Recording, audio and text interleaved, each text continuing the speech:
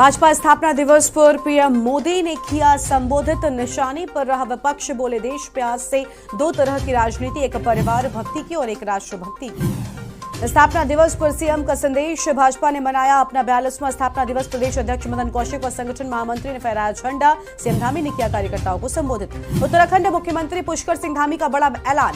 अनाथ बच्चों को सरकारी नौकरियों में मिलेगा 5% आरक्षण। शासन आदेश हुआ जारी। बद्रीनाथ धाम को बनाएंगे आध्यात्मिक स्मार्ट हिल टाउन। तीर्थयात्रियों व श्रद्धालुओं को मिलेंगी सुविधाएं। इंडियन ऑयल देगा 24.51 करोड़। रूस यूक्रेन युद्ध का पहाड़ों में दिखा साइड इफेक्ट। उत्तराखंड पर छाया अंधेरे का खतरा। बिजली आपूर्ति में आई कमी।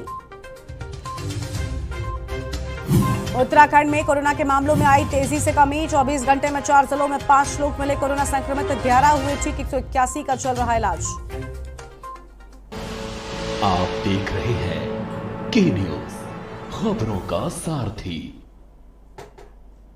नमस्कार, मैं हूं गरिमा बाजपेयी और आप देख रहे हैं खबर उत्तराखंड। और भारतीय जनता पार्टी का 42वां स्थापना दिवस डोईवाला में बड़े ही धूमधाम के साथ मनाया गया। भारतीय जनता पार्टी कार्यकर्ताओं ने भनियावाला के वेडिंग पॉइंट में जहां मोदी जी के भाषण को सुना, तो वहीं पार्टी की एकता और अखंडता को कायम रखने के लिए भी सभी कार्यकर्ताओं ने संकल्प लिया है। देश भर के साथ साथ प्रदेश भर में कार्यक्रम का आयोजन भी किया गया। डोईवाला में भी स्थापना दिवस के दौरान राष्ट्रीय अध्यक्ष जेपी नड्डा व प्रधानमंत्री नरेंद्र मोदी का संबोधन सुना गया। और इस दौरान डोईवाला विधायक ब्रजभूषण कैरोला के साथ ही सभी पार्टी कार्यकर्ता भी मौजूद रहे। हमारे संसद भवन जिंदाबाद जिंदाबाद जिंदाबाद जिंदाबाद जिंदाबाद।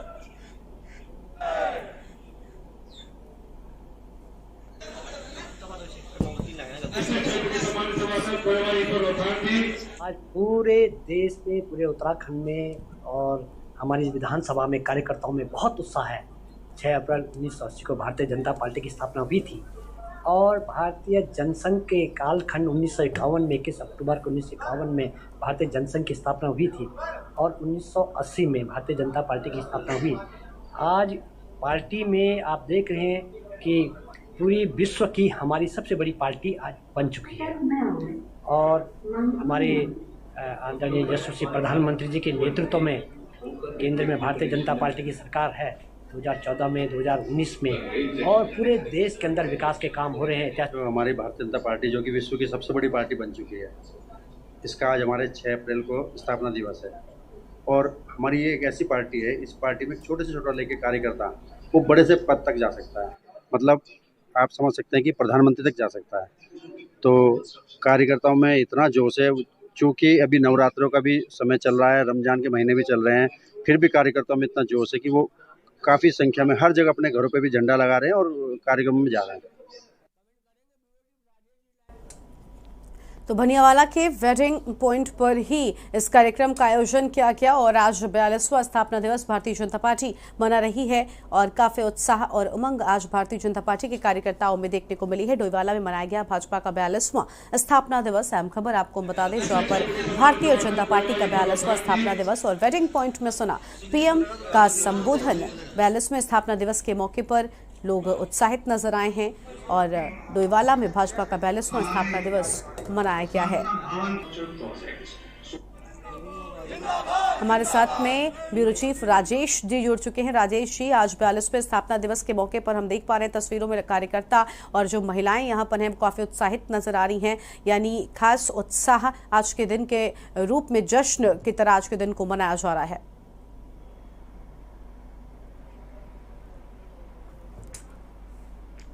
बिल्कुल गरिमा, क्योंकि जितने भी तमाम जो बीजेपी शासित राज्य हैं, तमाम राज्यों में जो है आज 42वां स्थापना दिवस जो है वो भाजपा का मनाया जा रहा है। और सबसे बड़ी बात है कि जैसे एक बच्चे का जिस तरीके से एक जन्म होता है और उसका जन्मदिन जिस तरीके से मनाते हैं, तो वो उसी तरीके से एक कहा जा सकता है कि एक जन्म दिवस के तौर पे जो है वो मनाया जा रहा है। और सबसे बड़ी बात ये भी है कि जब पार्टी का गठन हुआ था, यानी कि 1980 में जब पार्टी की स्थापना हुई थी और उससे लेकर अब तक जो है, अब तक कितना बदलाव जो है वो पार्टी में हो चुका है वो सब लोग जानते हैं, क्योंकि कई इस पार्टी ने कितने क्या खोया है अभी तक के इन 42 सालों में और क्या पाया है, ये सबसे बड़ी बात है। क्योंकि कई दिग्गज नेता जो है वो अब पार्टी में नहीं रहे, कोई किन्हीं का स्वर्गवास हो गया, तो कहीं जो छोटे से लेकर बड़े कार्यकर्ता थे वो तमाम जो कार्यकर्ता है और उन्हीं की वजह से जो है आज जो है कहा जा सकता है कि एक तेज प्रकाश के तौर पे जो है पूरे देश भर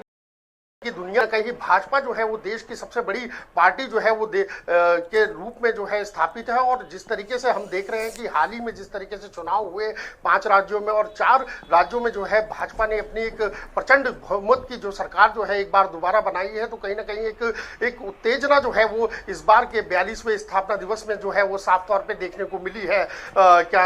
साथ ही जो भी अभी तक की हम बात करें तो हम इस समय बीजेपी कार्यालय में मौजूद हैं और बीजेपी कार्यालय में हालांकि यहाँ पर इतनी गैदरिंग नहीं हो पाती क्योंकि ये छोटा कार्यालय, इसलिए जो आयोजन था वो कहीं और किया गया था, लेकिन वो संपन्न हो चुका है क्योंकि मुख्यमंत्री की अध्यक्षता में वो कार्यक्रम हुआ था। वहाँ पर मुख्यमंत्री ने तमाम जो कार्यकर्ता थे उनको संबोधन उनका हुआ, वहाँ पर उन्होंने तमाम कार्यकर्ताओं के भरने का काम जो है वो जो है साथ में किया है। क्योंकि प्रधानमंत्री नरेंद्र मोदी ने जिस तरीके से दिल्ली से एक वर्चुअल संवाद जिस तरीके से किया है, तो वो कहा जा सकता है कि वो मैदान से लेकर पहाड़ तक की जो जनता है, जो कार्यकर्ता है खासतौर से भाजपा के, उन लोगों ने जो है बड़े जो है ध्यान से और समय देकर के वो किया है। और एक बात ये भी है कि गरिमा, क्योंकि देखिए जैसे मैंने आपको बताया कि एक जन्म दिवस जिस तरीके से होता है, ये पार्टी का जन्म दिवस है। एक कहीं ना कहीं अगर एक व्यक्ति विशेष का अगर जन्म दिवस होता है तो एक उत्तेजना जो है वो उस व्यक्ति के अंदर होती है कि आज मेरा जन्म दिवस है। तो कहीं ना कहीं आज ऐसा लग रहा था कि पार्टी के कार्यकर्ताओं में खासतौर से कि जैसे मानो कि जो पार्टी के एक कार्यकर्ता के अंदर जो एक जोश था वो स्थापना दिवस में देखने को मिल रहा था। और उसमें ऐसा लग रहा था कि जैसे मानो कि एक स्थापना दिवस तो मनाई जा रहा है पूरे देश और जो तमाम राज्य में, और लेकिन कहीं ना कहीं कार्यकर्ताओं में जो एक स्थापना दिवस को लेकर के, एक जन्म दिवस को लेकर के ऐसा लग रहा था कि मानो जैसे उन्हीं का एक जन्म जो है। बिल्कुल, यानी आज का दिन काफी उत्साहित नजर आया है, लोगों में काफी उत्साह और उमंग है। राजेश जी, आज प्रधानमंत्री नरेंद्र मोदी ने भी एक मंत्र दिया है अपने कार्यकर्ताओं को, जिस मंत्र को अगर वो लेकर आगे बढ़ते हैं तो कहीं ना कहीं और ज्यादा प्रगति भारतीय जनता पार्टी में देखने को मिल सकती है, क्योंकि भारतीय जनता पार्टी कार्यकर्ता बेस्ड पार्टी है। क्या लगता है जो मंत्र मिला है इसको कार्यकर्ताओं ने स्वीकार किया और आगे बढ़ने वाले इसके साथ में?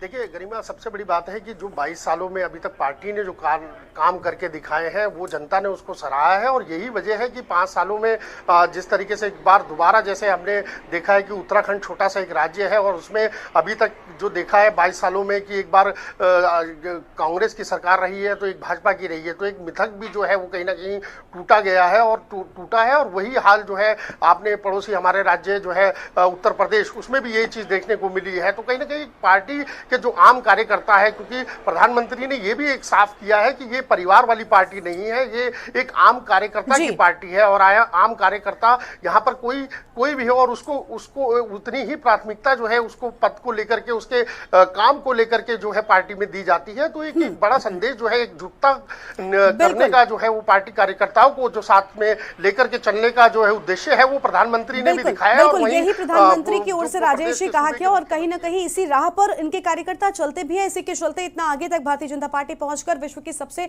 बड़ी पार्टी बन गई है। बहुत शुक्रिया आपका राजेश जी हमारे साथ जुड़ने के लिए और अहम जानकारी हमारे दर्शकों तक पहुंचाने के लिए। तो फिलहाल ये बड़ी खबर आपको बता दें, जहां पर बीजेपी का 42वां स्थापना दिवस आज मनाया जा रहा है और काफी उत्साहित ये कार्यकर्ता नजर आए हैं। 2020 में कोरोना की विकट परिस्थितियों में जनपद पौड़ी में 195 कोरोना फाइटर की नियुक्ति की गई, जिनकी सेवाएं 31 मार्च को समाप्त कर दी गई और जिसके विरोध में सभी कर्मचारियों ने जिला मुख्यालय पौड़ी में जुलूस निकालकर सरकार के खिलाफ अपना प्रदर्शन भी किया। और प्रदर्शन कर रहे स्वास्थ्य कर्मचारियों अनुज का कहना है कि कोरोना विषम परिस्थितियों में इन्होंने निस्वार्थ भाव से अपनी सेवाएं दी हैं और जब इनको प्रतिफल देने का समय आया तो सरकार द्वारा इनको बाहर का रास्ता दिखा दिया गया। उन्होंने कहा कि उनकी सेवाएं समाप्त होने से उनके परिवार के ऊपर आर्थिक संकट आ गया है और वो सरकार से मांग करते हैं कि सरकार इनकी सेवाओं को विस्तार दे। तो वहीं स्वास्थ्य कर्मचारी नवीन का कहना है कि वो अपनी जायज मांग को लेकर प्रदर्शन कर रहे हैं और अगर सरकार उनकी मांग पर जल्द ही कोई ठोस कदम नहीं उठाती है तो ये सभी देहरादून में सरकार के खिलाफ उग्र आंदोलन करने के लिए विवश हो जाएंगे और जिसकी जिम्मेदारी प्रदेश सरकार की होगी। इस दौरान प्रदर्शन कर रहे कर्मचारियों से मिलने के लिए स्थानीय विधायक राजकुमार पोरी पहुंचे, जिन्होंने कर्मचारियों को आश्वासन दिया कि वो उनकी मांग को लेकर स्वास्थ्य मंत्री व मुख्यमंत्री से मिलेंगे और इस संबंध में जल्द ही ठोस कार्रवाई करने का निवेदन उनके द्वारा मुख्यमंत्री से भी किया जाएगा।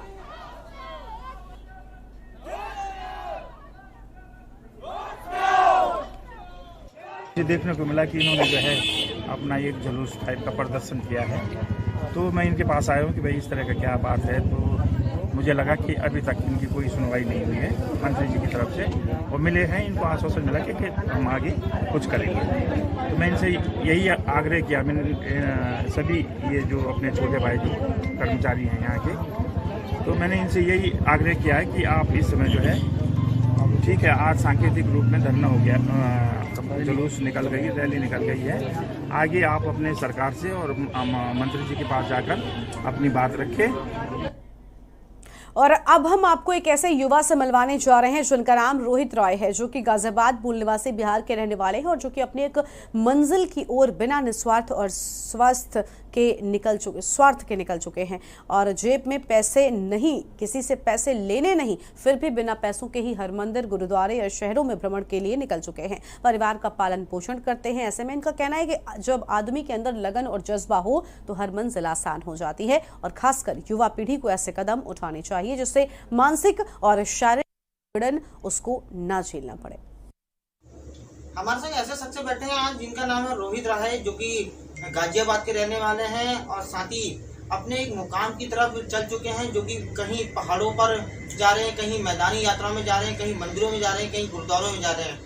आखिरकार इस पैदल यात्रा का और किसी से बिना शुल्क लिए, जेब में पैसे नहीं हैं तब भी उन यात्राओं में निकल जा रहे हैं। सीधे बात करेंगे आखिरकार इस यात्रा का मतलब क्या है, क्या मोटिव है और आखिरकार इस यात्रा को लेकर आपके मन में क्या विचार ऐसा चला है जो आप बिना स्वार्थ के, बिना पैसों के, बिना धन बल के आप यात्रा में निकल गए। सर सबसे पहले धन्यवाद आपका, मतलब मुझे यहाँ इनवाइट करने के लिए। और इस यात्रा में बस मुझे इसलिए जाना था क्योंकि मुझे मतलब ये यात्रा क्या, मैं पूरे भारत की यात्रा कर रहा हूँ और मुझे पहाड़ थोड़े पसंद है और अभी गर्मियाँ भी हो रही हैं, तो इसीलिए मैं अभी तो उत्तराखंड की तरफ निकला हूँ। और वैसे मैं पहले भी यहाँ से चोपता, तुंगनाथ और केदारनाथ ये सब चीज़ें कवर कर चुका हूँ, मसूरी और ये अपना ऋषिकेश, और अभी मैं नैनीताल से होते हुए जा रहा हूँ। ये मतलब मुझे इंडिया ट्रैवल बिना पैसों के मैं इसलिए कर रहा हूँ लिफ्ट लेते हुए, क्योंकि मैं घूम तो सकता हूँ लेकिन अपनी पॉकेट मनी से साल में एक बार या 6 महीने में एक बार ही घूम सकता हूँ। और मुझे मतलब घूमने का बहुत शौक है, मुझे ट्रैवलर बनना था, इसलिए मैं ये जिससे मतलब फुल टाइम घूम सकूँ, इसीलिए मैं लिफ्ट लेते हुए बिना पैसे के भारत यात्रा कर रहा हूँ। और मैं जो भी यात्रा करता हूँ उसमें 1 रुपये भी खर्च नहीं करता, कोशिश करता हूँ कि 1 रुपये भी खर्च ना करूँ, वैसे अब तक मैंने करे नहीं है।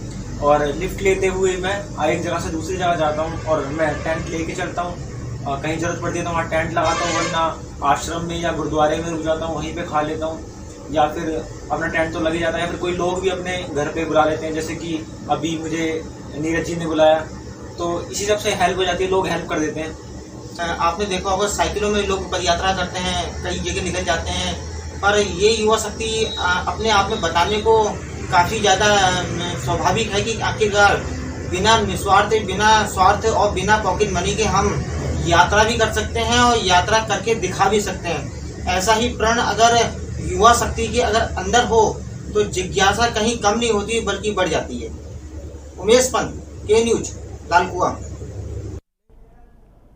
और इस बीच एक अहम खबर देहरादून से सामने आ रही है। इस वक्त की अहम खबर का रुख कर लेते हैं खबर देहरादून से, जहां पर अहम खबर सामने आ रही है देहरादून से।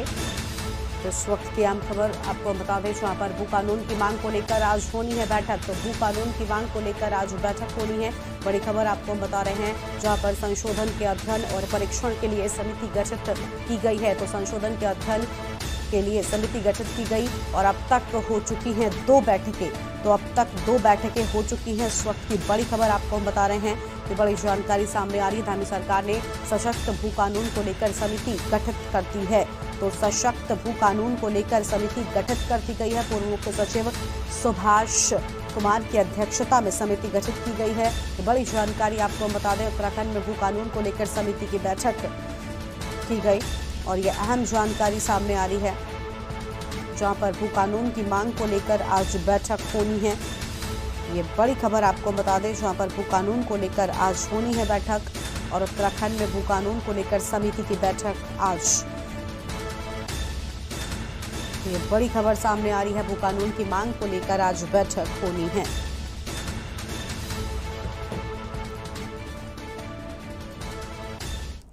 और इस बीच एक और बड़ी खबर देहरादून से सामने आ रही है। इस वक्त की अहम खबर का रुख कर लेते हैं। खबर देहरादून से, जहां पर 16 राज्यों में बारिश का अलर्ट जारी कर दिया गया है। तो 16 राज्यों में बारिश का अलर्ट जारी किया गया। इस वक्त की बड़ी खबर आपको बता रहे हैं। 16 राज्यों में बारिश का अलर्ट जारी कर दिया गया है और बारिश होने की संभावना जताई गई है। पर्वतीय राज्यों में हल्की गर्म हवाएं चलने के भी आशंका जताई गई है। तो ये अहम खबर आपको बता रहे हैं, जहां पर उत्तराखंड, हिमाचल और जम्मू में गर्म हवा चलने की संभावना। इस वक्त की अहम खबर आपको बता दें, 16 राज्यों में बारिश का भी अलर्ट जारी कर दिया गया है। तो 16 राज्यों में बारिश का अलर्ट जारी किया गया और 6 राज्यों में लू का भी अलर्ट जारी कर दिया गया है। और एक और बड़ी खबर देहरादून से ही सामने आ रही है। इस वक्त की अहम खबर का रुख कर लेते हैं। खबर देहरादून से, जहां पर श्रीनगर के दौरे पर कैबिनेट मंत्री धन सिंह रावत। तो श्रीनगर के दौरे पर कैबिनेट मंत्री धन सिंह रावत और श्रीनगर में विभिन्न विभागों की लेंगे समीक्षा बैठक। तो श्रीनगर में विभिन्न विभागों की समीक्षा बैठक लेंगे धन सिंह रावत और विकास कार्यों की प्रगति की भी करेंगे समीक्षा। तो विकास कार्यों की प्रगति की भी समीक्षा करते हुए नजर आएंगे। ये अहम खबर आपको बता दें, जहां पर श्रीनगर के दौरे पर कैबिनेट मंत्री धन सिंह रावत श्रीनगर पहुंचेंगे और कई विकास कार्यों की यहां पर समीक्षा बैठक भी करते हुए नजर आएंगे। श्रीनगर के दौरे पर हैं कैबिनेट मंत्री धन सिंह रावत। देहरादून से इस वक्त की अहम खबर आपको बता रहे हैं। श्रीनगर में विभिन्न विभागों की समीक्षा बैठक भी लेंगे। तो विभिन्न विभागों की समीक्षा बैठक भी होगी और विकास कार्यों की प्रगति की भी समीक्षा करेंगे धन सिंह रावत। अगली खबर का रुख कर लेते हैं। खबर डोईवाला से है, जहां पर कोतवाली में प्रशिक्षु IPS अधिकारी ASP चंद्रशेखर आर घुकड़े ने प्रभारी निरीक्षक डोईवाला कोतवाली का भी चार्ज संभालते हुए कहा कि क्षेत्र को कानून व्यवस्था को मजबूत करने के साथ ही संदिग्ध गतिविधियों पर रोक लगाने के साथ आम आदमी को आसानी से पुलिस की सहायता मिले, इसके लिए काम करेंगे। तो वहीं नवनियुक्त ASP प्रभारी निरीक्षक चंद्रशेखर आर धोड़के ने क्षेत्र के विधायक ब्रजभूषण कैरोला से मुलाकात भी की और विश्वास दिलाया कि क्षेत्र का माहौल किसी भी कीमत पर खराब नहीं होने दिया जाएगा।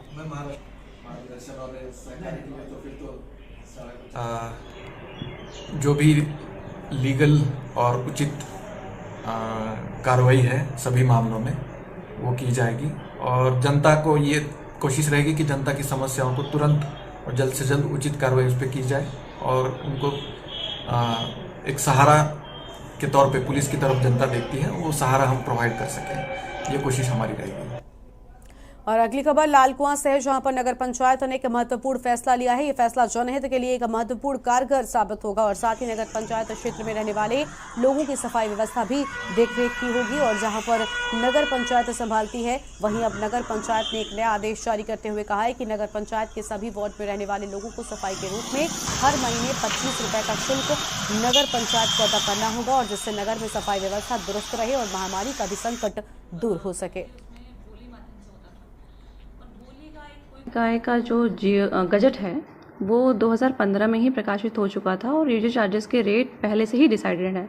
आवासीय भवनों से 25 रुपये डोर टू डोर कलेक्शन का चार्ज है प्रति माह जो लिया जाएगा और शहर में जो रेस्टोरेंट हैं, होटल्स हैं, उन पे 300 रुपये का चार्ज निर्धारित किया गया है। साथ ही जो शहर के अन्य व्यापारी हैं, व्यवसायी हैं, जो अन्य प्रकार की दुकानें हैं, उन पे प्रति माह यूजर चार्जेस 50 रुपया निर्धारित है, जिस आधार पर ही वसूली जो है यूजर चार्जेस की जाएगी। और फिलहाल एक छोटे से ब्रेक के लिए यहाँ पर रुकते हैं, फौरन हाजिर होंगे। आप देख रहे हैं के न्यूज़, खबरों का सारथी। खुदी को आजमाया है तो ये अंदाज आया है, खुदी को आजमाया है तो ये अंदाज आया है। तुम में भी मैं हूं, शुद्ध प्लस पान मसाला। आप देख रहे हैं के न्यूज़, खबरों का सारथी।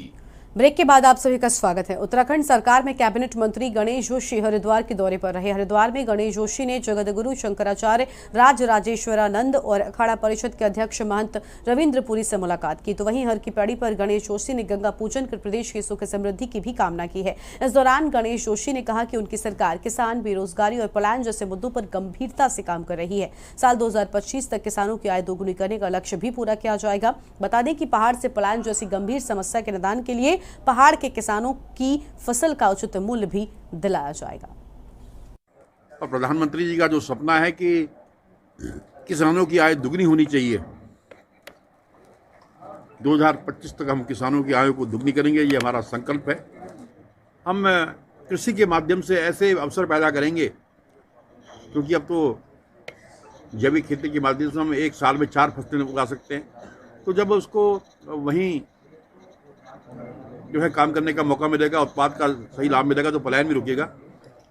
हमने संकल्प लिया है कि 2030 एंड तक उस सेन धाम को हम पूरा करेंगे, क्योंकि प्रधानमंत्री मोदी जी की परिकल्पना और मेरा ड्रीम प्रोजेक्ट है। किया जाएगा और बेईमान है उनको दंडित किया जाएगा, ये हमारा संकल्प है। इसका संकेत मुख्यमंत्री जी ने भी अपनी बैठक में दिया और मैंने कल अपने अधिकारियों से कह दिया है कि हमें ऐसी नौबत ना आए, आपसे ऊंची आवाज में बात करनी पड़े। और उत्तराखंड में जिला सहकारी बैंक में चतुर्थ श्रेणी कर्मचारी भर्ती में फर्जीवाड़ा सामने आने के बाद एक जांच टीम का गठन किया गया था। इस टीम ने अपनी जांच की शुरुआत जिला सहकारी बैंक के मुख्यालय से शुरू कर दी। जांच टीम ने अभी तक कई अहम दस्तावेजों को अपने कब्जे में लिया है, जिसके आधार पर आगे की जांच में कई बड़े नामों का खुलासा भी किया जाएगा। आपको बता दें कि इस घोटाले में सहकारिता विभाग से जुड़े कई अधिकारियों और नेताओं ने अपने करीबियों को फर्जी तरीके से बैंक में नौकरियां दिलवाई, जिसमें बैंक के ही एक बड़े अधिकारी का नाम सामने आया। और इस मामले को सरकार ने गंभीरता से लेते हुए इसकी जांच के लिए एक टीम का गठन कर दिया, जिसे 15 दिनों के भीतर अपनी जांच रिपोर्ट सरकार को सौंपनी है।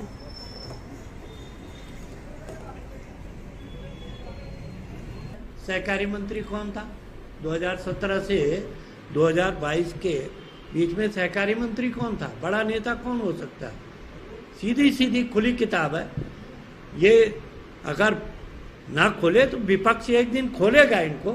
अगर अपने आप खुल जाए, निश्चित तौर पर इसमें बड़े अधिकारी भी और भाजपा के बड़े नेता, मंत्री स्तर के इस भ्रष्टाचार में लिप्त हैं और इसकी पोल हम एक न एक दिन जनता के बीच में लाएंगे।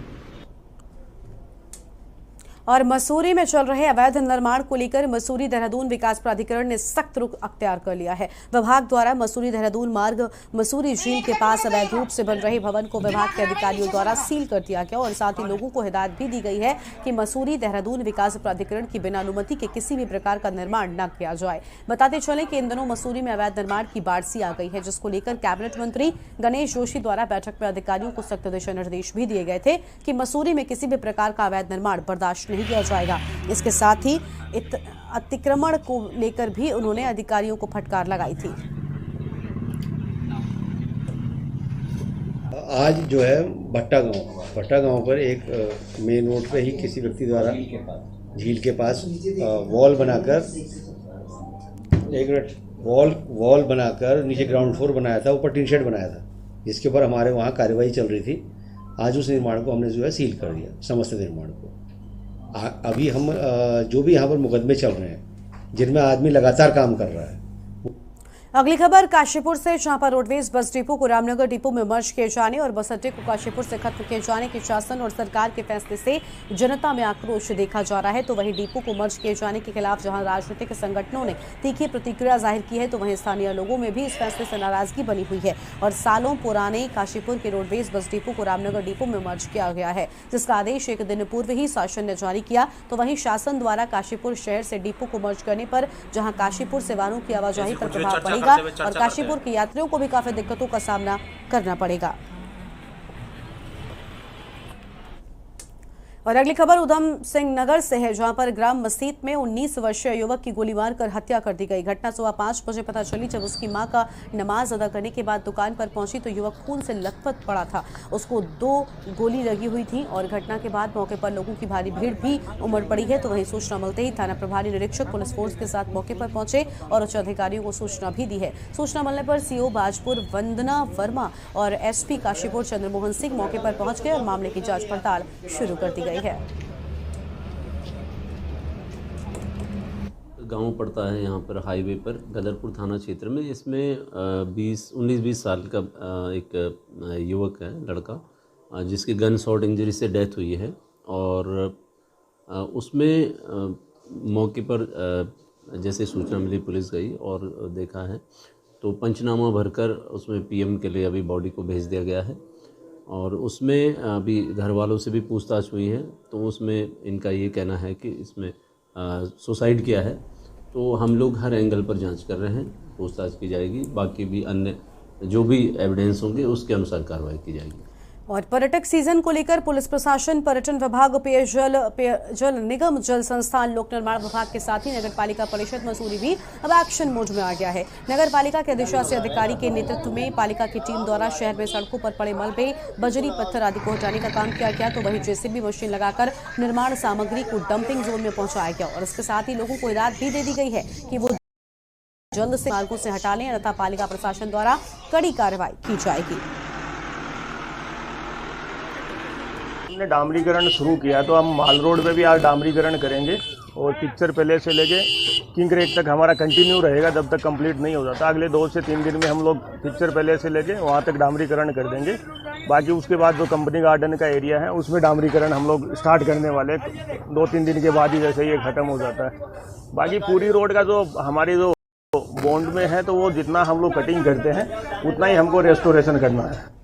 अगली खबर नैनीताल से है, जहां पर हाईकोर्ट के कड़े रुख को देखते हुए राज्य खेल निदेशालय ने एक अंतर्राष्ट्रीय धावक को खेल नीति के मुताबिक 5.50 लाख का चेक सौंपा है। इस दौरान हाईकोर्ट के आदेश के पालन में खेल निदेशालय के अध्यक्ष हुए थे और मामले की सुनवाई न्यायमूर्ति शरद कुमार शर्मा की एकल पीठ में हुई। आपको बता दें कि गुरमीत सिंह ने उत्तराखंड सरकार की खेल नीति 2014 के अनुसार 2016 से खेल पुरस्कार का भुगतान न करने कर उच्च न्यायालय के समक्ष एक रिट याचिका दायर की थी। उन्होंने नोमी में आयोजित एशियाई 20 किलोमीटर रेस वॉकिंग चैंपियनशिप में स्वर्ण पदक भी हासिल किया। 2016 में जापान और 2016 में रोम, इटली में आयोजित 20 किलोमीटर रेस वॉक में भाग लिया। कोर्ट के निर्देश का पालन करते हुए संयुक्त निदेशक खेल ने भुगतान आदेश की प्रति व शेष चेक की राशि भी दे दी और जिसके बाद न्यायालय ने मामले को निस्तारित कर दिया है। इंटरनेशनल स्पोर्ट्स प्लेयर जिन्होंने कई इवेंट्स में इंडिया को रिप्रेजेंट किया है। 2016 में इन्होंने नोमी जापान में 20 किलोमीटर रेस वॉकिंग चैंपियनशिप में इंडिया की तरफ से गोल्ड मेडल जीता था। 2016 से लेकर 2022 तक इन्हें स्पोर्ट्स अवार्ड की पेमेंट नहीं हुई। हमने ऑनरेबल कोर्ट से रिक्वेस्ट किया कि ये he was entitled to the payment of sports award as per 2014 sports policy. Honourable court ने इस बात का बहुत स्ट्रिक्ट व्यू लिया और जॉइंट डायरेक्टर को इन पर्सन कोर्ट के आगे अपेयर होने के लिए कहा। आज खुद joint director in person court के आगे अपेयर हुए थे और उन्होंने ऑनरेबल कोर्ट के ऑर्डर के कंप्लायंस में आज 5.5 लाख रुपए का चेक ऑनरेबल कोर्ट के आगे जमा किया। और बिना भूमि अधिग्रहण के ग्रामीणों की जमीन पर सड़क बनाना लोक निर्माण विभाग को भारी पड़ गया है। उत्तराखंड हाईकोर्ट ने बागेश्वर कपकोट के पीडब्ल्यूडी के अधिशासी अभियंता और अधीक्षण अभियंता के खिलाफ सख्त विभागीय कार्रवाई के आदेश भी दे दिए हैं। कोर्ट ने सचिव लोक निर्माण विभाग को कहा है कि इन दोनों पर कार्रवाई के साथ ही ग्रामीणों को 2013 भूमि अधिग्रहण अधिनियम के तहत सड़क निर्माण की तिथि से अब तक का मुआवजा ब्याज के साथ 2 महीने के भीतर दें। कोर्ट ने कहा कि जब तक सभी ग्रामीणों को मुआवजा नहीं मिल जाता तब तक विभाग का बैंक अकाउंट सीज रहेगा। जस्टिस शरद कुमार शर्मा की कोर्ट ने कहा कि सारी प्रक्रिया का पालन कर न्यायालय को सूचित करें और इस दौरान सरकार ने कोर्ट को बताया कि नए एक्ट के तहत ही ग्रामीणों को मुआवजा का भुगतान भी किया जाएगा। बागेश्वर की कपकोट तहसील में एक भ्यू गुलेर राजमार्ग का निर्माण किया था सरकार ने सन 2005 में। इसके लिए पैसा उपलब्ध कराया था, लेकिन सरकार द्वारा जिन लोगों की ज़मीन ली गई थी ग्रामीणों की, उसके एवज में उनको 1 रुपया भी मुआवजा सरकार द्वारा नहीं दिया गया। और जबकि न्यायालय में उन्होंने माना भी कि इस लैंड को लेने से पहले किसी भी तरह की कोई भी कानूनी प्रक्रिया का पालन नहीं किया। न्यायालय ने इस पर आज बहुत कड़ा रुख अपनाते हुए पीडब्ल्यूडी के जो अधिकारी हैं, एग्जीक्यूटिव इंजीनियर और सुपरिटेंडिंग इंजीनियर, इनके खिलाफ सख्त विभागीय कार्रवाई करने के निर्देश दिए हैं। और फिलहाल इस बुलेटिन में इतना ही। आप देखते रहिए के न्यूज़।